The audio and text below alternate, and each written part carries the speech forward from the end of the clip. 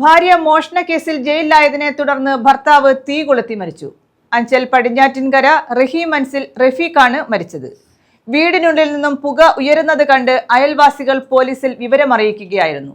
റഫീഖിന്റെ ഭാര്യ സബീന മോഷണ കേസിൽ റിമാൻഡിലാണ്. ഭാര്യ മോഷണ കേസിൽ ജയിലിലായതിനെ തുടർന്ന് ഭർത്താവ് വീടിനുള്ളിൽ തീ കൊളുത്തി മരിച്ചു. പടിഞ്ഞാറ്റിൻകര റഹീം മൻസിലിൽ റഫീഖാണ് മരിച്ചത്. ഞായറാഴ്ച ഉച്ചയോടെയായിരുന്നു സംഭവം. വീടിനുള്ളിൽ നിന്ന് പുക ഉയരുന്നത് കണ്ട് അയൽവാസികൾ പോലീസിനെ വിവരമറിയിച്ചു. പെട്രോൾ ദേഹത്തൊഴിച്ച് കത്തിച്ചതാണെന്നാണ് കരുതുന്നത്. പോലീസും നാട്ടുകാരും ചേർന്ന് യുവാവിനെ അഞ്ചലിലെ സ്വകാര്യ ആശുപത്രിയിലും പിന്നീട് തിരുവനന്തപുരം മെഡിക്കൽ കോളേജ് ആശുപത്രിയിലും പ്രവേശിപ്പിച്ചു. ഇന്ന് ഇത് കത്തിച്ചു പറഞ്ഞുകൊണ്ട് അറിഞ്ഞുകൊണ്ട് ഞങ്ങൾ കയറി വന്നപ്പോൾ ഇവിടുന്ന് ആളെ കൊണ്ടുപോയി കഴിഞ്ഞില്ല.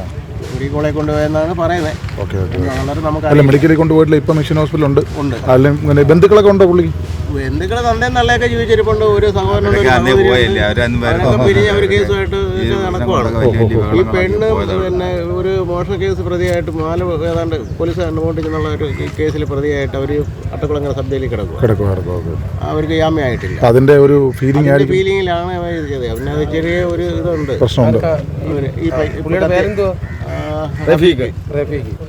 ഞായറാഴ്ച വൈകിട്ട് ചികിത്സയിലിരിക്കെയായിരുന്നു മരണം. സംഭവം നടക്കുമ്പോൾ വീടിനുള്ളിൽ ആരുമില്ലായിരുന്നു. ശനിയാഴ്ച മകൻ റംസാനെ റഫീഖ് ഭാര്യയുടെ വീട്ടിലെത്തിച്ചതിന് ശേഷമാണ് ആത്മഹത്യ ചെയ്തത്. റഫീഖിന്റെ ഭാര്യ സബീന മോഷണ കേസിൽ റിമാൻഡിലാണ്. അഞ്ചൽ പോലീസ് തുടർ നടപടികൾ സ്വീകരിച്ചു. Punalur ASP doctor Aparna, Anchal CI Harish, SI Monish എന്നിവരുടെ നേതൃത്വത്തിൽ പോലീസ് എത്തി പരിശോധന നടത്തി. News bureau, Anchal.